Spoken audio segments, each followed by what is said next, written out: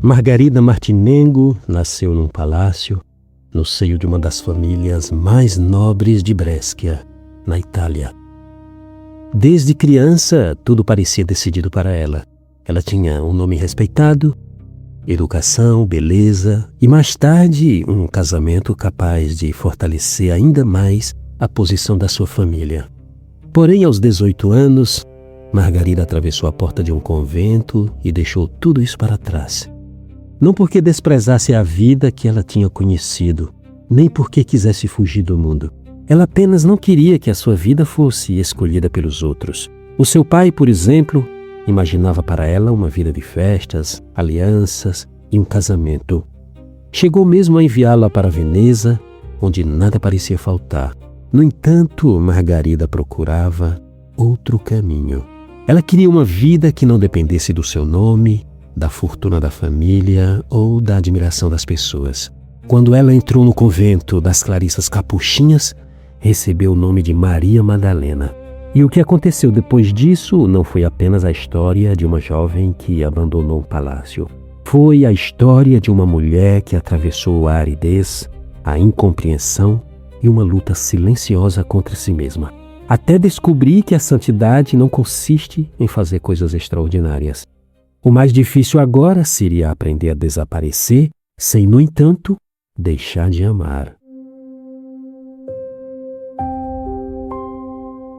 Para compreender por que uma condessa quis ser ninguém, precisamos voltar à cidade onde tudo começou.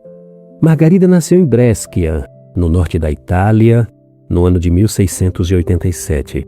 A sua família pertencia à antiga nobreza dos Martinengo de Barco. O seu pai se chamava Francesco Leopoldo Martinengo. Ele era um homem que tinha alta posição, influência e muitos recursos. A mãe da menina se chamava Margarida Secchi d'Aragona. E ela morreu quando Margarida tinha apenas 5 meses. Porém, a ausência materna não explica sozinha aquilo que Margarida se tornaria. Seria fácil transformar esse início numa história sentimental, como se uma perda precoce bastasse para justificar uma vocação. Mas isso não basta. Mas talvez essa perda tenha deixado nela uma consciência silenciosa de que nada nesta vida está garantido, pois a vida, mesmo dentro de um palácio, podia ser mais frágil do que aparentava. O pai dela casou-se novamente e a casa permaneceu grande, respeitável, cheia de obrigações e expectativas. E Margarida recebeu aquilo que se esperava de uma menina do seu nome: alta educação, leitura, formação religiosa, maneiras refinadas. Não sabemos dizer em que momento exato Margarida começou a perceber que era diferente das outras meninas da sua idade. Mas os relatos oficiais afirmam que, ainda criança, ela demonstrou facilidade para os estudos e já conseguia ler textos latinos e se interessava pelo ofício de Nossa Senhora e também pela oração do Santo Terço. Ela não era uma criança afastada do mundo por falta de inteligência ou por incapacidade de viver nele. Pelo contrário, ela tinha tudo para ocupar algum dia um lugar de destaque na sociedade que a rodeava. Aos 6 anos de idade, Margarida foi confiada à educação das Irmãs Ursulinas, ou Ordem de Santa Úrsula. Esta ordem religiosa católica feminina foi fundada por Santa Ângela de Mérici, na Itália, em 1535. E aqui é preciso destacar também a importância fundamental de uma professora santa na vida de uma criança. Margarida teve a graça de possuir uma professora muito boa na pessoa da Isabella Marazzi. Foi esta professora que ensinou a pequena Margarida o verdadeiro sentido da fé. E Margarida reconheceria mais tarde que foi graças à boa educação que recebeu da professora Marazzi que ela pôde desenvolver o seu caminho espiritual. Mas também havia naquela menina uma inclinação que os adultos nem sempre conseguiam nomear. Enquanto outras crianças se deixavam atrair pelos jogos e pelos pequenos encantos da infância, Margarida procurava o recolhimento. Não porque ela fosse triste, nem porque o mundo lhe fosse hostil, Havia apenas dentro dela uma espécie de sede, uma sede que as distrações não conseguiam satisfazer. Mas enquanto a família via diante dela um futuro de alianças, festas e casamento, Margarida começava a perceber como funcionava o mundo, e foi aí que seus olhos começaram a ficar cada vez mais fixos em outra direção. Isso ainda não era uma decisão, era apenas uma atração difícil de explicar. Era como se, no meio de todo aquele ruído de sua casa nobre, ela tivesse começado a ouvir um chamado, uma voz que não vinha de ninguém ao seu redor. Havia naquela época uma prática muito comum entre as famílias nobres. Quando as crianças chegavam à idade de receber uma formação mais completa, muitas meninas eram enviadas para uma casa religiosa. Ali elas poderiam aprender letras, música, disciplina e piedade. E foi nesse ambiente que Margarida aprofundou aquilo que já começava a nascer no seu coração. Porém, a sua juventude não foi uma linha reta de consolações e certezas. Ela entrou no internato beneditino do Espírito Santo, em Brescia. Foi ali que ela aperfeiçoou seus estudos e viveu perto de 2 tias maternas que haviam escolhido a vida religiosa. E este é um ponto essencial para a gente compreender a vida dessa menina. Quando ela tinha cerca de 12 anos, por exemplo, ela passou alguns meses com o pai e os irmãos nas montanhas que rodeiam o lago de Zeu. Havia ali uma paisagem de silêncio, água entre os montes, pequenas aldeias, caminhos que pareciam afastar-se do ruído do mundo. E foi nesse cenário que ela começou a compreender que Deus a chamava para uma entrega mais inteira. Ela tinha muita simpatia pelo Carmelo, é verdade, mas ainda não sabia qual seria a ordem, o convento ou o nome que receberia. No entanto, ela percebeu que não queria construir a própria vida apenas sobre aquilo que a sua família esperava dela. Margarida tinha apenas 13 anos de idade quando fez um voto de virgindade perpétua. E esse voto, claro, ainda não era a sua entrada definitiva no convento, mas já era o primeiro gesto consciente de uma jovem que começava a entregar o seu futuro totalmente a Deus. Porém, essa decisão não lhe trouxe nenhuma paz, pelo menos imediatamente.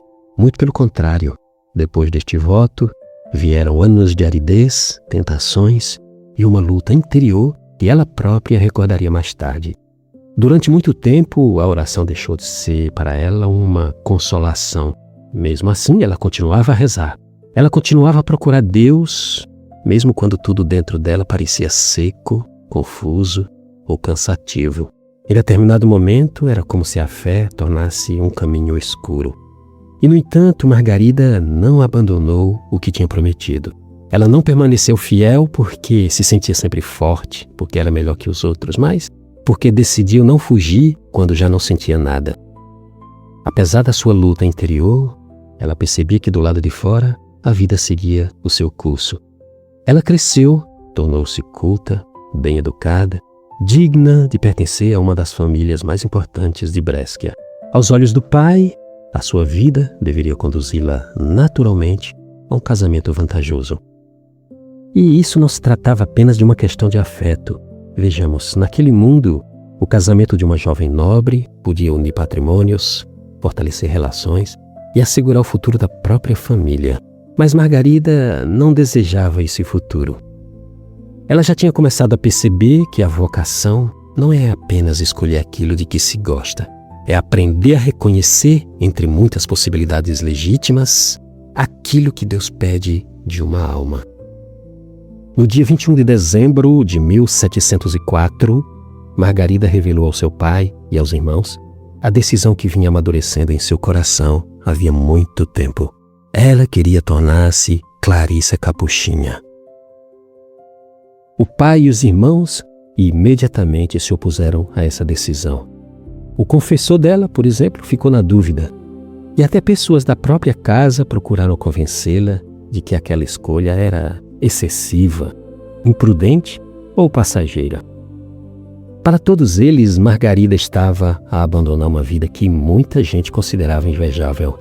Mas para ela, tratava-se de não abandonar aquilo que reconhecia como a vontade de Deus. No Natal daquele ano, ela foi até o convento de Santa Maria della Neve, em Brescia. E ali ela se apresentou às irmãs com a frase que resumiria toda a sua jornada. Ela simplesmente disse: "Quero ser santa." Mais de um século depois, curiosamente, junto ao mesmo lago de Iseu, Santa Bartolomea Capitânio pronunciaria palavras muito semelhantes. Não porque conhecesse a história de Margarida, mas porque a santidade, como vemos, em épocas diferentes, sempre continua a começar do mesmo modo, ou seja, quando deixamos de perguntar o que o mundo espera de nós e passamos a perguntar o que Deus está pedindo de nós. O pai dela, porém, não se resignou facilmente. Para ele, a decisão da filha parecia uma recusa, não apenas de um casamento, mas de todo o lugar que a família lhe tinha preparado no mundo. E por isso, o senhor Francesco tentou fazê-la mudar de ideia a todo custo. Ele primeiro enviou a menina para Veneza, para a casa de um tio. Agora imagine, Veneza era não apenas uma cidade bonita, era um mundo inteiro. Palácios sobre a água, festas, música, conversas, vestidos, famílias influentes e muitos jovens que viam naquela condessa uma esposa desejável. Ali, Margarida foi colocada diante da vida que o pai imaginava para ela. Era um mundo de elogios, pretendentes. Havia também a sedução muito real de ser admirada. Agora, é claro que não devemos supor que ela ficasse indiferente a tudo isso. Os relatos dizem que os galanteios e a vida social chegaram a perturbar o seu coração adolescente. Ela não era uma figura de mármore, claro, imune à beleza, à vaidade ou ao desejo de agradar. A vida dos santos nos mostra que a santidade não começa quando uma pessoa deixa de sentir as atrações do mundo. Começa justamente quando a gente aprende a não entregar a essas atrações o governo da própria vida. Ali em Veneza, Margarida não fugiu de uma realidade feia. Ela fugiu de uma realidade brilhante. E talvez seja por isso que a sua escolha tenha sido tão difícil. Ela poderia ter escolhido uma vida honrada, confortável e admirada. E ninguém teria a condenado por isso. Mas cada vez que ela se voltava para o Evangelho, colocando a mão sobre as Sagradas Escrituras, ela estava cada vez mais consciente de que Deus não a havia chamado para aquele estilo de vida que o seu pai lhe apresentava. Deus a chamava para outra coisa. É preciso entender que o que Margarida procurava não era uma vida triste. Ela procurava uma vida inteira. No início, ela se sentia muito atraída pela espiritualidade carmelitana.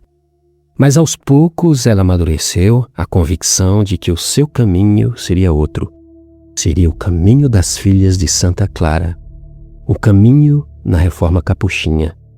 Uma jornada marcada pela pobreza, pela clausura, pelo trabalho e por uma forma de vida muito mais austera do que aquela a que ela estava habituada. É claro que essa não era uma escolha mais elegante, nem a que a família dela desejava. Era, porém, a escolha que lhe pedia uma coisa que ela começava a desejar acima de todas as outras, ou seja, deixar de pertencer a si mesma.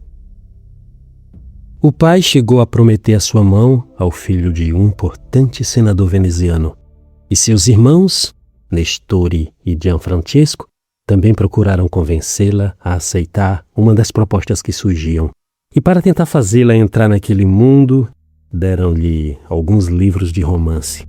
Mas Margarida não se sentiu atraída por aquele tipo de literatura.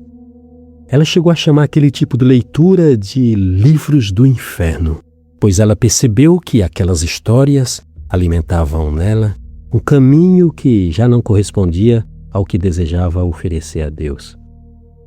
Quando o pai dela viu que nem a promessa de um casamento tão vantajoso, nem a insistência dos irmãos, nem os encantos do mundo tinham conseguido afastá-la da sua decisão, ele compreendeu que não estava diante de uma vontade passageira. E assim o senhor Francesco acabou por consentir no desejo da filha. No dia 8 de setembro de 1705, festa da Natividade de Nossa Senhora, Margarida entrou no convento das Clarissas Capuchinhas de Santa Maria della Neve. Ali ela recebeu o nome de Irmã Maria Madalena. Começava uma nova fase da sua vida, mas como ela própria descobriria, atravessar a porta do convento era apenas o primeiro passo. Aquela jovem que cresceu entre palácios, criados, estudos e expectativas familiares, recebeu um hábito simples, um hábito feito de tecido áspero, além do novo nome. Aquela não era apenas uma mudança de roupa, era uma mudança de lugar neste mundo. Do lado de fora, ela tinha sido filha de condes. Agora, do lado de dentro, era apenas mais uma irmã entre outras irmãs. Ela teria horários, regras, silêncio, trabalho. Ela teria também refeições simples e muita obediência. Já não haveria privilégios ligados ao seu nascimento. E isso era tudo o que ela desejava. Mas quem pensa que a luta acaba quando entramos no convento está bem enganado. E em certo sentido, foi ali no convento que a luta da irmã Maria Madalena começou de verdade. Porque abandonar um palácio pode acontecer em um único dia. Mas abandonar o orgulho, a vontade própria e a necessidade de ser reconhecida é uma obra de uma vida inteira. A clausura não lhe trouxe uma paz tão fácil. Os primeiros anos foram marcados por provações interiores profundas. A aridez que ela já conhecera não desapareceu quando ela atravessou a porta do mosteiro. Em vários momentos, aquela aridez pareceu tornar-se ainda mais intensa. Maria Madalena queria pertencer inteiramente a Deus, mas justamente por desejar tanto essa entrega, ela sofria quando não conseguia sentir essa presença. Havia dias em que a oração parecia vazia. Em outros momentos, o seu corpo muito cansado, a fragilidade da saúde e até os escrúpulos começavam a transformar os gestos mais simples numa luta constante. Não devemos imaginar que ela viveu uma sucessão de visões e milagres. Os seus escritos falam também de obscuridade, de medo, de luta contra pensamentos que a perturbavam e de uma sensação dolorosa de não ser digna de Deus. A sua santidade não nasceu de uma vida sempre luminosa, nasceu da decisão de permanecer. Permanecer na oração quando a oração já não consolava. Permanecer na comunidade quando muitas vezes não era compreendida. Permanecer humilde quando seu nome, a sua origem e até a intensidade da sua vida espiritual poderiam facilmente transformá-la numa pessoa separada das outras. E havia também uma batalha muito mais difícil, que era aprender a distinguir entre o amor a Deus e o desejo de realizar grandes coisas por Deus. Nos primeiros tempos, Maria Madalena entregou-se a penitências muito severas. Ela procurava imitar o Cristo pobre e crucificado, mortificando o próprio orgulho e reparando os pecados do mundo. Mas a sua história não deve ser contada como se a penitência por si só fosse o caminho da santidade, porque pouco a pouco ela vai compreendendo que Deus não lhe pedia apenas sacrifícios escolhidos por ela. Deus pedia-lhe algo mais difícil. Pedia obediência. Durante a juventude, ela chegou a acreditar que amar a Deus significava procurar sempre o que fosse mais duro, mais doloroso e mais extremo. Mas ali no convento, a vida religiosa ensinou-lhe outra coisa. A penitência que se escolhe pode, muitas vezes, esconder uma vontade muito forte de decidir tudo sozinha. Enquanto a obediência nos obriga a renunciar até aquilo que consideramos mais santo, quando isso não corresponde à vontade de Deus, manifestada através da regra, da comunidade e das superioras.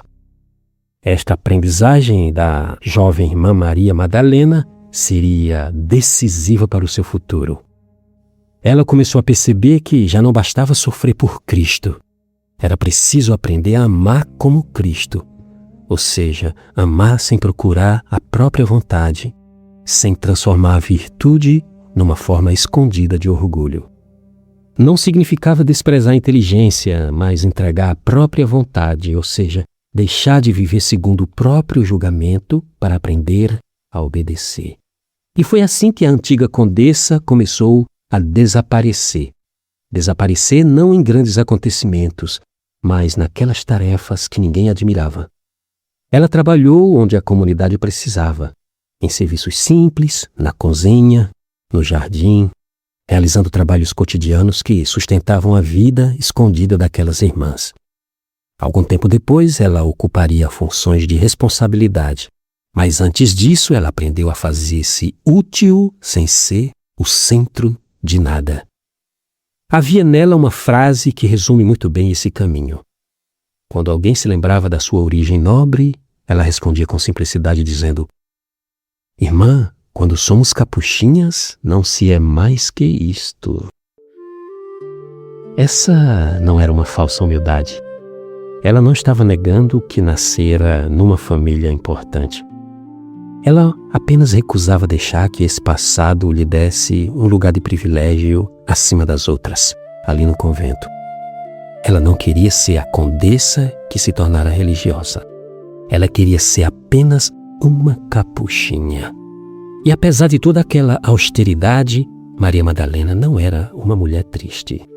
E é importante falar deste detalhe também porque uma vida de penitência pode facilmente ser imaginada como uma existência sem calor humano, sem riso, sem descanso.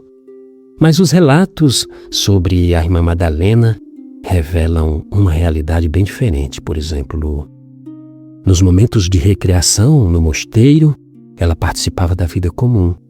Ela recitava versos, cantava, procurava alegrar todas as irmãs. Aquela jovem que desejava desaparecer não queria tornar-se fria ou distante. Muito pelo contrário, a sua humildade não a afastava das outras, mas fazia com que ela estivesse sempre disponível para ajudar a qualquer uma. E era assim que a sua vida interior começava a amadurecer. Não apenas na capela, não apenas diante do crucifixo, mas também na cozinha, no jardim, no coro, no trabalho, no silêncio e na alegria simples de uma comunidade pobre. Mas enquanto ela aprendia a servir, também começavam a surgir sinais de uma vida espiritual incomum.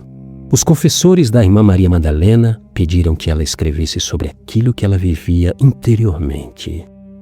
Agora, para uma mulher que desejava desaparecer, falar de si mesma parecia quase uma contradição. Mas ela escreveu por obediência. E é graças a esses textos que hoje nós podemos perceber alguma coisa da profundidade da sua vida interior.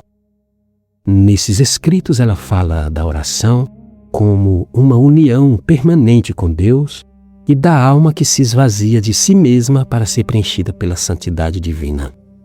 Contudo, os dons da irmã Maria Madalena não a tornaram imediatamente admirada. Em algumas ocasiões ela foi incompreendida, tanto por seus confessores quanto pelas irmãs da própria comunidade. A sua origem nobre, a sua fragilidade da saúde, as penitências e os fenômenos místicos atribuídos à sua vida podiam muito bem despertar suspeitas, despertar distâncias ou dificuldade de compreensão. E talvez tudo isso tenha sido outra forma de Deus responder ao seu desejo de desaparecer. Porque é muito fácil ser humilde quando ninguém nos nota, mas é difícil permanecer humilde quando alguns nos admiram e outros nos julgam.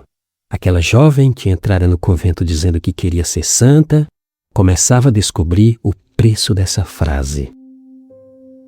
Maria Madalena não se apresentava ali como alguém que tivesse alcançado Deus. Apresentava-se como alguém que desejava, antes de tudo, deixar que Deus a transformasse.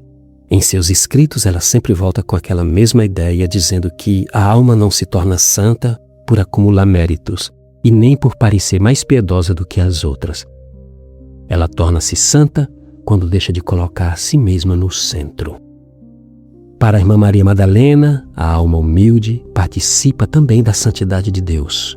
Por isso ela escreve em seu Tratado da Humildade, dizendo: na minha forma de pensar, julgo que tanto mais santa será uma alma quanto mais se esvaziar de si mesma.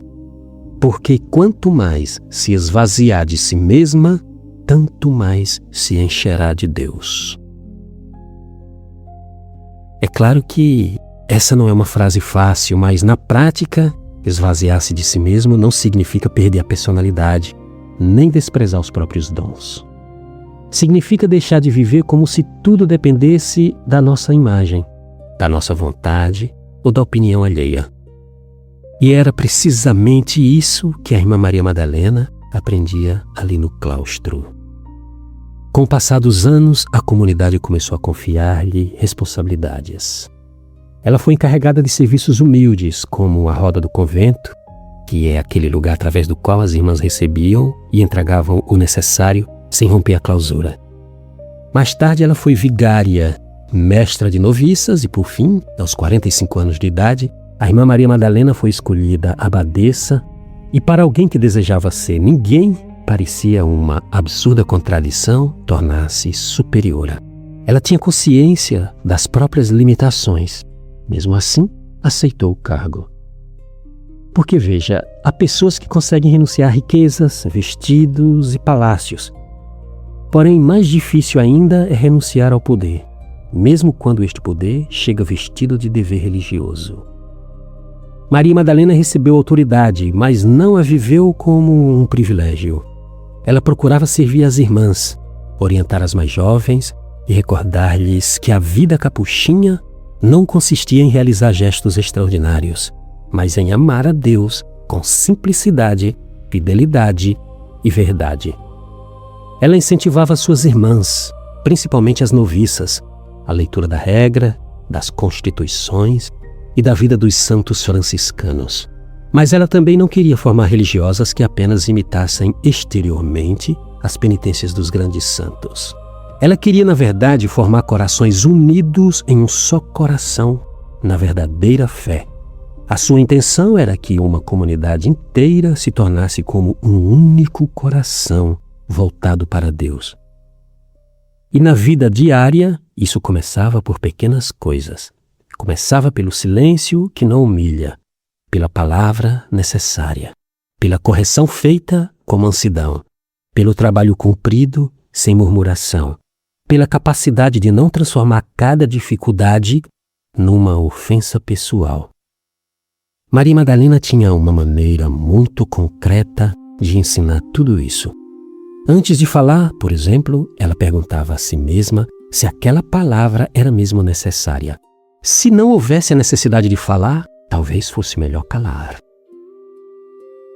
Mas não devemos aqui imaginar que a autoridade da irmã Maria Madalena tornou tudo mais fácil. Ela continuava frágil de saúde, sofria com o corpo, com o cansaço e com os períodos de grande debilidade. Além disso, os fenômenos místicos associados à sua vida, como êxtases, experiências interiores intensas e sinais atribuídos à sua união com Cristo, tudo isso nem sempre foram muito bem compreendidos. Em comunidades religiosas, como em qualquer outro lugar, aquilo que não se entende muito bem pode provocar admiração, mas também pode provocar desconfiança. E Maria Madalena conheceu essas duas realidades. Alguns viam nela uma alma profundamente unida a Deus. Outros não sabiam o que pensar. E ela própria parecia compreender o perigo de ser colocada num lugar especial. Por isso, quanto mais a sua reputação crescia, mais ela insistia em chamar-se nada. Ela dizia: eu sou apenas o nada. O nada não faz nada.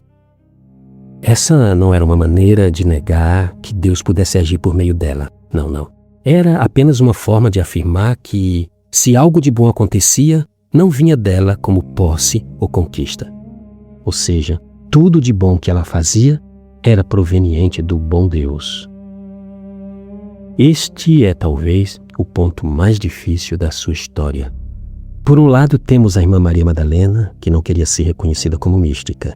Não queria que os outros falassem das suas penitências, das suas visões.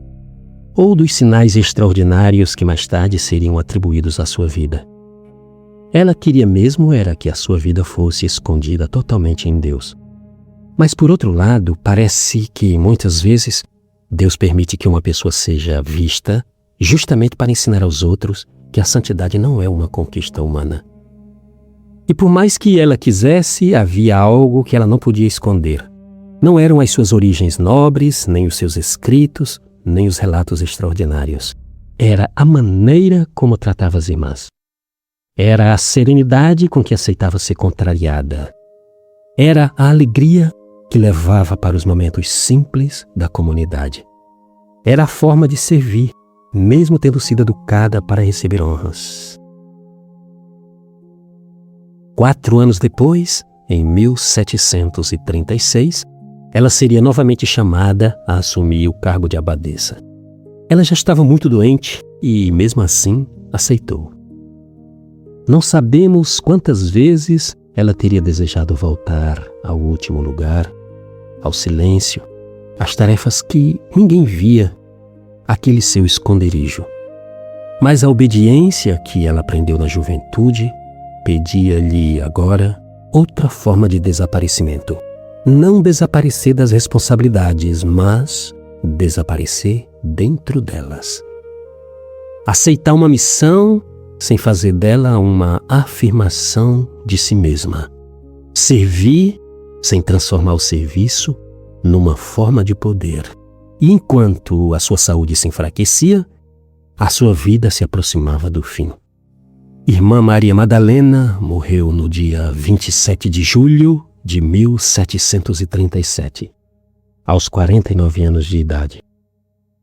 A sua morte não encerrou a memória da religiosa que vivera escondida entre as paredes daquele mosteiro.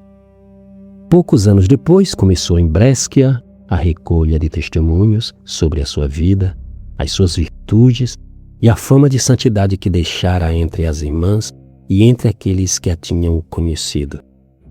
Em 1778, a Igreja reconheceu que ela vivera as virtudes cristãs em grau heróico e por isso ela foi declarada venerável. Mais de um século depois, após o reconhecimento de 2 curas atribuídas à sua intercessão, o Papa Leão XIII beatificou Maria Madalena Martinengo no dia 3 de junho de 1900. Podemos dizer que a irmã Maria Madalena Martinengo não morreu como a condessa que poderia ter sido. Ela entrou na eternidade como uma capuchinha que passara mais de 3 décadas tentando tornar-se pequena diante de Deus. E talvez a frase mais justa para resumir a sua vida não seja uma descrição dos seus dons, nem das suas numerosas penitências, nem também das experiências extraordinárias que a cercaram. Talvez seja apenas esta: ela quis desaparecer. E é interessante notar, porque foi somente quando ela deixou de procurar um lugar para si mesma neste mundo que ela se tornou uma luz para todos aqueles que ainda procuram aprender a amar. Amar sem precisar ser visto por ninguém.